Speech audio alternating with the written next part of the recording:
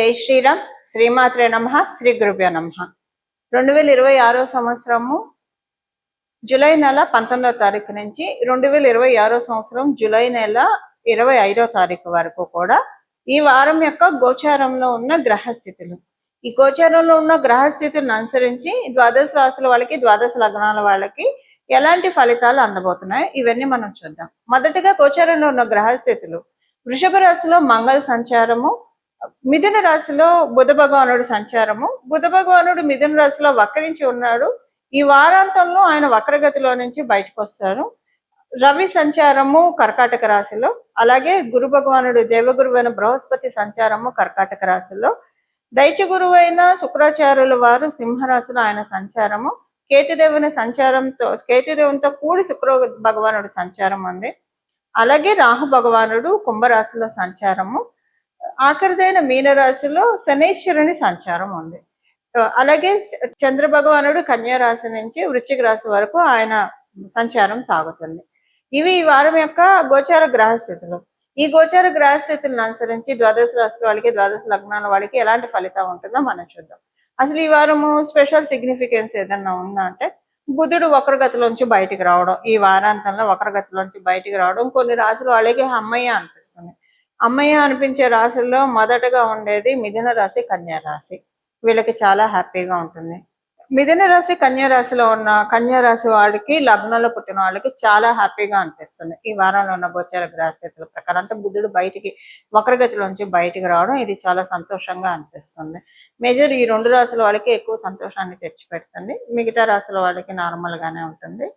ఇప్పుడు ఇంకా మనకి ఇంకొక స్పెషల్ విషయం ఏంటంటే, ఈ వారంలో ఉన్న గోచార గ్రహస్థితులు రవి గురువుల కలయిక కర్కాటక రాశిలో. ఇది ఒక మంచి సిగ్నిఫికెన్స్ ని ద్వాదశ రాశుల వాళ్ళకి, ద్వాదశ లగ్నాల వాళ్ళకి అందిస్తుంది. ఇది ఏ విషయాల్లో మంచి చేస్తుందో మనం విడిగా కూడా ఒక దీని గురించి ఒక వీడియోస్ చేస్తాను నేను. 12 రాశుల వాళ్ళకి ఎలా ఉంటుంది అనేది విడిగా చేస్తాను. బట్ ఈ వారం అసలు మిగతా క్యాలిక్యులేషన్స్, ఇప్పుడు వీళ్ళ రాశి నుంచి లాభస్థానంలో ఆయన సంచారం, అంటే కర్కాటక రాశిలో రవి గురువుల సంచారం జరుగుతుంటే మంగళ లాభ రాశి అయిన వృషభ రాశిలో ఉన్నాడు. సో అది కూడా ఒక స్పెషల్ సిగ్నిఫికెన్స్ ఉంటుంది. అలాగే మంగళుడు చతుర్థ దృష్టితోటి సింహరాశి మీద ఆయన దృష్టి పెట్టాడు. సో వీటన్నిటికీ కూడా ఒక మంచి సిగ్నిఫికెన్స్ ఉంటుంది. అవేంటో మనం ఈ వారం ఉన్న గోచార గ్రహస్థితుల ఫలితాల్లో తెలుసుకుందాము.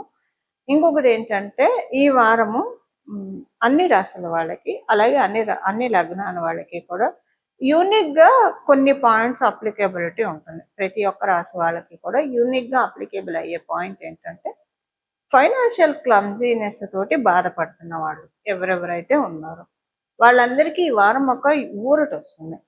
అందరికీ ఫైనాన్షియల్ గా ఇబ్బందులు ఉండాలని ఉన్నది, కొంతమందికి ఉండదు. అలా ఏమి ఉండదు. అలా ఉండని వాళ్ళకి ఇంకా బెటర్ గా ఉంటుంది ఈ వారం. అలా ఏదైనా ఇబ్బందులు పడుతూ ఉంటే ఈ వారం వాటిల్లోంచి రిలీవ్ అవ్వడానికి చక్కటి అవకాశం ప్రతి ఒక్కరికి వర్తిస్తుంది. ఇది ఒక రాశి వాళ్ళకని కాదు, ఒక రాశి వాళ్ళకని పరిమితంగా లేదు, ప్రతి ఒక్క రాశి వాళ్ళకి వర్తిస్తుంది. ఇప్పుడు మిథున రాశిలో బుధ భగవానుడు వక్రగతిలోంచి బయటికి రావడం, శుభకర్తరిలో ఉన్నాడు. శుభకర్తరిలో ఉండడానికి కారణం ఏంటంటే, గురు భగవానుడు ద్వితీయ రాశిలో ఉండడం వల్ల అది శుభకర్తరిలో ఉన్నాడు.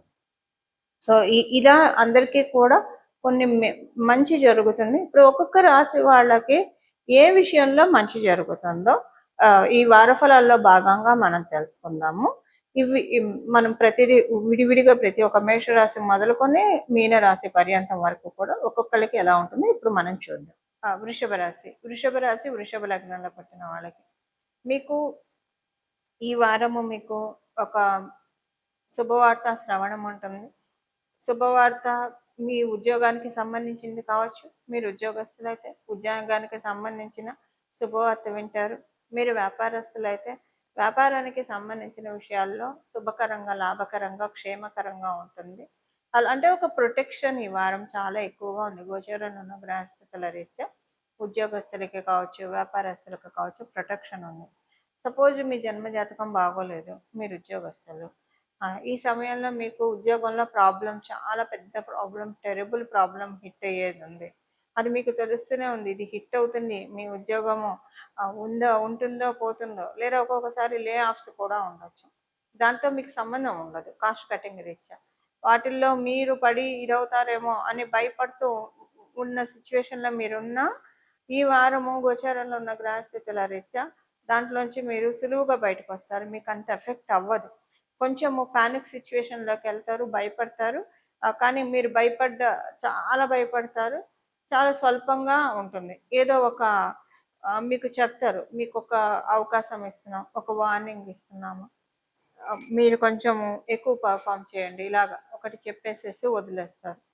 ఇప్పుడు కాస్ట్ కటింగ్ అంటే ఈ అవకాశం ఉండదు, ఇలా చెప్పే అవకాశం ఉండదు. అప్పుడు కాస్ట్ కటింగ్ అంటే అప్పుడు ఏంటంటే మీరు రిక్వెస్ట్ చేసుకోవడం వల్ల కావచ్చు, సరే ఇంకొన్నాళ్ళు ఎక్స్టెండ్ చేస్తాము, బట్ తర్వాత చూద్దాం, మేము కన్ఫర్మ్ చెప్పలేము తర్వాత ఉంటుందా ఉండదు అనేది. సో మీ ప్రయత్నాల్లో మీరు ఉండండి అన్నది ఒకటి చెప్తారు. బట్ కొన్నాళ్ళు ఎక్స్టెన్షన్ అయితే ఉంటుంది. అది ఉంటుంది, ఇది ఉంటుంది. అది ఎలా ఉంటుంది అనేది మీ జన్మజాతకాన్ని అనుసరించి ఉంటుంది. మీ జన్మజాతకంలో ఉద్యోగ స్థానం, వృత్తి స్థానం బాగుంటే నార్మల్గా ఇలాగ మీకు కొంత గడువు ఇచ్చి అలా ఉంటుంది. లేకపోతే మీకు ఒక వార్నింగ్స్ వస్తాయి.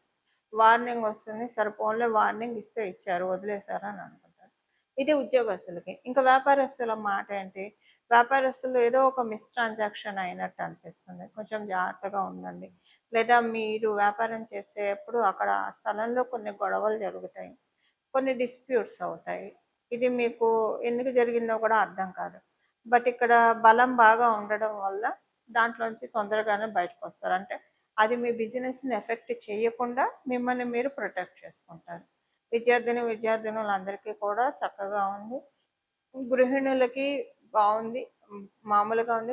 గృహిణులకి ఎక్కువ టైము ఫోన్లో స్పెండ్ చేస్తారు ఈ వారం ఎక్కువగా.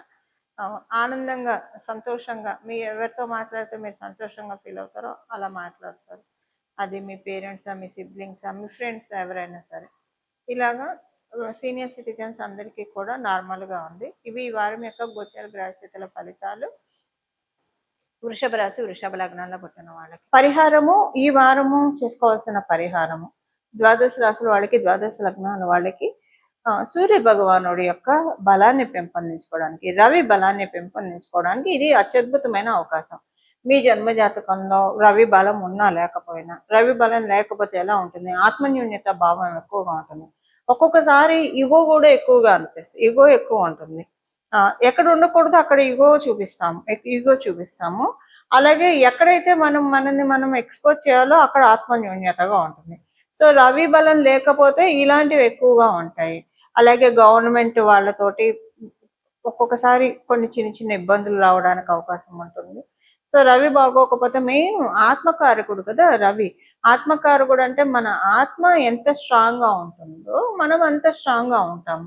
ఇప్పుడు దీనికి చిన్న ఎగ్జాంపుల్ చెప్పాలంటే, పూజ్య గురువులు రమణ మహర్షి వారు ఆయన శరీరాన్ని, ఆయన కాలిని తేనెటీగలు కుట్టినా కూడా ఆయన కొంచెం కూడా చలించలేదు. ఎందుకంటే ఆయన ఆత్మతత్వాన్ని గ్రహించారు కాబట్టి.